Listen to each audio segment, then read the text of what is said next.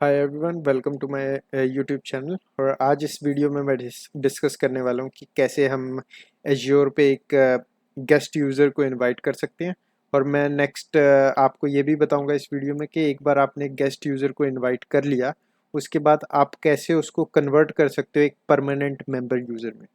तो सबसे पहले आपने क्या करना है, किसी भी वेब ब्राउज़र को ओपन कर लेना है और हम साइन इन करेंगे एज्योर पोर्टल पे। तो सिंपल डाल दें portal.azure.com और आपको जाना है माइक्रोसॉफ्ट एंट्रा आईडी पे। तो इसके लिए मैं एक सेपरेट वीडियो बनाऊंगा और उसमें डिफाइन करूंगा कि माइक्रोसॉफ्ट ने क्या चेंजेस किए हैं एज्योर एक्टिव डायरेक्टरी में।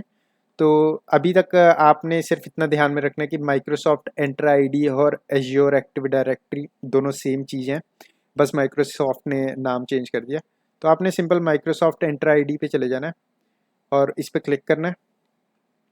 जब आप इस पर क्लिक करोगे तो आपको लेफ्ट लेफ्ट पेन में ये कुछ ऑप्शंस दिखेंगे। तो हमने क्या करना है, यूज़र्स पे क्लिक करना है।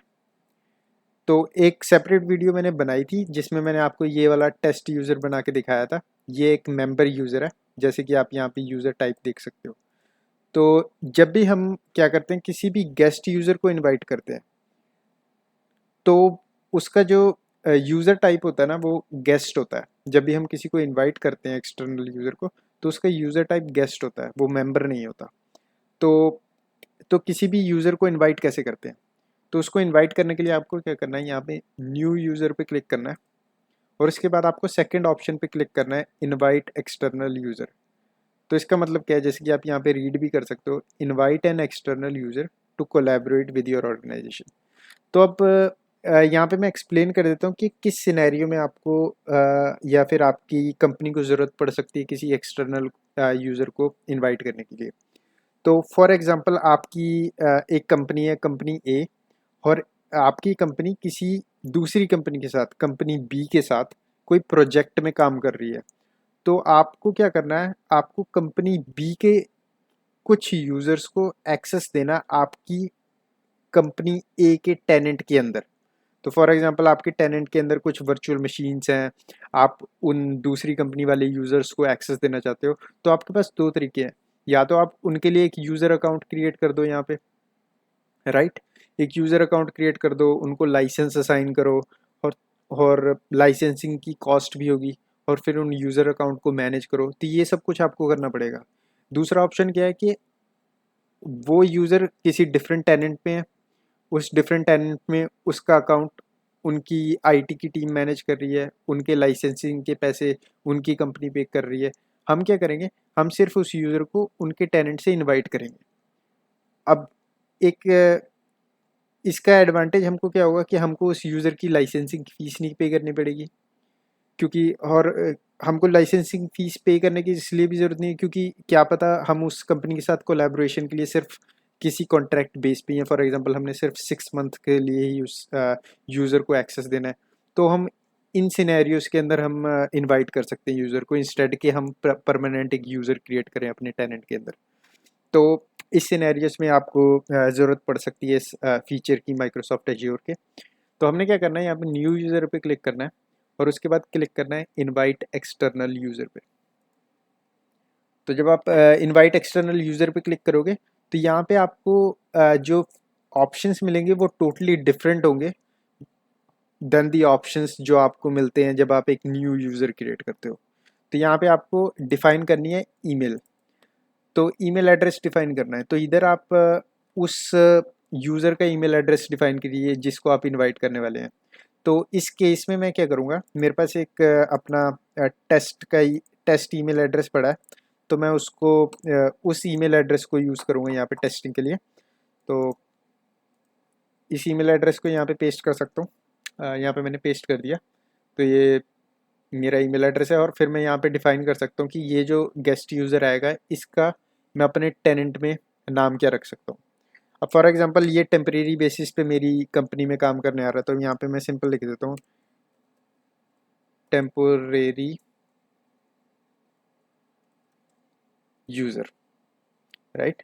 और यहाँ पे मैं डिफाइन कर सकता हूँ। अब जैसे कि अब क्योंकि ये वाला सेक्शन क्या कर रहा है, ये वाले सेक्शन एक तरीके से हमारा टेनेंट ना ईमेल भेजेगा इस यूज़र को इस ईमेल एड्रेस पे, और यहाँ पे आपको ये ऑप्शन देता है कि भाई आप इनविटेशन मैसेज सेंड करना चाहते हो उस यूज़र को कि नहीं।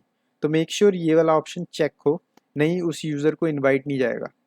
तो यहाँ पे आप मैसेज लिख सकते हो कुछ भी जो आप उस यूज़र को भेजना चाहते हो।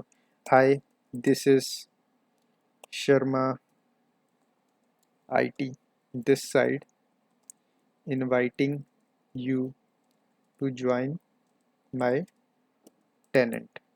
ओके, तो ये वाला मैंने मैसेज लिखा है, तो ये वाला मैसेज उस इनवाइट के अंदर इंक्लूड होके जाएगा, राइट। तो उसके बाद नेक्स्ट चलते हैं, हम नेक्स्ट पे क्लिक करता हूँ, नेक्स्ट प्रॉपर्टीज़।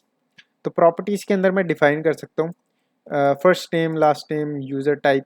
अब यहाँ पे मैं एट द सेम स्पॉट पे मेंबर भी बना सकता हूँ इसको, तो क्योंकि ये गेस्ट है तो यहाँ पे क्या होगा, अभी इनिशियल स्टेज में ये बाय डिफ़ॉल्ट गेस्ट पे सिलेक्टेड होता है।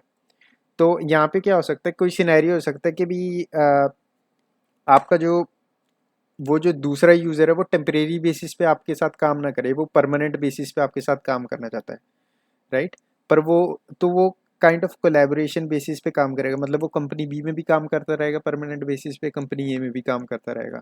और वो यूज़र चाहता है कि वो सेम ही ईमेल एड्रेस रखे दोनों बिजनेसेस के लिए। तो उस केस में आप क्या कर सकते हो, उस केस में भी आप इस ईमेल एड्रेस को यूज़ कर सकते हो ताकि आप न्यू यूज़र ना बनाओ, और यहाँ पे उसको परमानेंट मेंबर बना सकते हो इस ऑप्शन को चेंज करके। तो वो सिनेरियो आप यूज़ कर सकते हो। तो इस केस में मैं सिंपल गेस्ट रखूँगा इसको, एंड यहाँ पे आप ये इन्फॉर्मेशन फिल कर सकते हो। ये सारी इन्फॉर्मेशन आपको मैंडेटरी नहीं है फिल करनी, पर ये वाली इन्फॉर्मेशन की आपको ज़रूरत जब पड़ती है जब आप डायनेमिक ग्रुप्स की बात करते हैं एज्योर के अंदर, एंटर आईडी के अंदर। तो यहाँ पे मैं सिंपल नेक्स्ट पे क्लिक करता हूँ, असाइनमेंट। अब फॉर एग्जांपल वो जो यूज़र है आपकी कंपनी में काम करने आ रहा है टेम्परेरी बेसिस पे किसी एप्लीकेशन के ऊपर, तो आप क्या कर सकते हो, और उस यूज़र को आपकी टेनेंट के अंदर एप्लीकेशन मैनेज करने हैं, जैसे कि वो एप्लीकेशन क्रिएट कर सके, रजिस्टर कर सके। तो यहाँ पे आप उसको रोल असाइन कर सकते हो, जैसे मैंने यहाँ पे एप्लीकेशन एडमिनिस्ट्रेटर का रोल असाइन करके at the same spot create कर दिया कि जैसे ही वो यूज़र एक्सेप्ट करेगा मेरा इनवाइट, उसको ये वाले रोल्स मिल जाएंगे, और एट द सेम स्पॉट पे मैं ग्रुप्स में भी ऐड कर सकता हूँ उसको, राइट। फिर नेक्स्ट जाते हैं हम रिव्यू एंड क्रिएट पे, और यहाँ पे मैं सिंपल, अब यहाँ पे आपको क्रिएट का ऑप्शन नहीं मिलेगा, यहाँ पे इनवाइट का ऑप्शन मिलेगा। तो मैं यहाँ पे इनवाइट पे क्लिक कर देता हूँ। तो यहाँ पे जैसे ही मैंने इनवाइट पे क्लिक किया तो यहाँ पे आप देख सकते हो कि यहाँ पे लिखा है सक्सेसफुली इनवाइटेड यूज़र। तो इसने क्या किया होगा, इसने माइक्रोसॉफ्ट एज्योर ने ईमेल भेज दी होगी उस यूज़र को। तो यहाँ पे मैं उस जीमेल अकाउंट में लॉगिन कर लेता हूँ। यहाँ पे मैंने लॉगिन कर लिया उस अकाउंट में। तो जैसे कि आप यहाँ पे टॉप पे देख सकते हो vinodbawla@gmail.com, ये ईमेल अकाउंट है जिस पे मैंने टेस्ट भेजा। तो यहाँ पे रिसेंटली अभी ये जो टाइम हो रहा है, इस टाइम अभी अभी ईमेल आई है उस टेनेंट से, और यहाँ पे आप देख सकते हो कि ऑर्गेनाइजेशन डिफ़ॉल्ट डायरेक्टरी, डोमेन का नाम क्या है, और यहाँ पे लिखा हुआ है this message was provided by sender and is not from Microsoft corporation. मतलब कि ये माइक्रोसॉफ्ट ने नहीं भेजा, ये एक यूज़र ने भेजा जो माइक्रोसॉफ्ट की सर्विसेज यूज़ कर रहा है। और यहाँ पे वो जो मैंने मैसेज लिखा था इनवाइट में, hi this is Sharma IT this side inviting you to join my tenant. तो यहाँ पे आपको ऑप्शन मिलता है कि आप इनवाइट करना, एक्सेप्ट करना चाहते हो इनविटेशन के नहीं। तो आप सिंपल यहाँ पे एक्सेप्ट इनविटेशन पे क्लिक कर सकते हैं। जैसे ही आप एक्सेप्ट इनविटेशन पे क्लिक करेंगे तो ये आपको इस पोर्टल पे ले आएगा जहाँ पे आपको साइन इन करना पड़ेगा। तो यहाँ पे सिंपल मैं क्लिक कर देता हूँ सेंड कोड। तो मेरे को इधर ऑथेंटिकेशन कर रहा है माइक्रोसॉफ्ट का जो मेथड है साइन इन करने का। तो यहाँ पे मेरे को कोड आ गया है, तो मैं इस कोड को यहाँ पे पेस्ट कर देता हूँ, साइन इन। सो अब यहाँ पे मेरे को कुछ इन्फॉर्मेशंस हैं जो मेरे को मिली है यहाँ पे। देखिए जैसे कि अब ये मेरे को माइक्रोसॉफ्ट बता रहा है कि अगर आप अलाउ करते हो इस टेनेंट को ये सारी इन्फॉर्मेशन आपके ईमेल में से यूज़ करने के लिए, अब वो कौन कौन सी इन्फॉर्मेशन होगी, जैसे रिसीव करेगा आपकी प्रोफाइल डाटा की इन्फॉर्मेशन, कलेक्ट करेगा आपकी एक्टिविटी लॉग्स की, राइट, आपकी डाटा एक्टिविटी को कलेक्ट करें, ये सारी कुछ इन्फॉर्मेशन होंगी जो आपकी जीमेल अकाउंट से शेयर होंगी इस टेनेंट के साथ, ठीक है। तो आपको यहाँ पे सिंपल एक्सेप्ट करना है। अगर आप कैंसिल करोगे तो आपका यूज़र सक्सेसफुली ज्वाइन नहीं करेगा, तो आप सिंपल एक्सेप्ट पे क्लिक करें।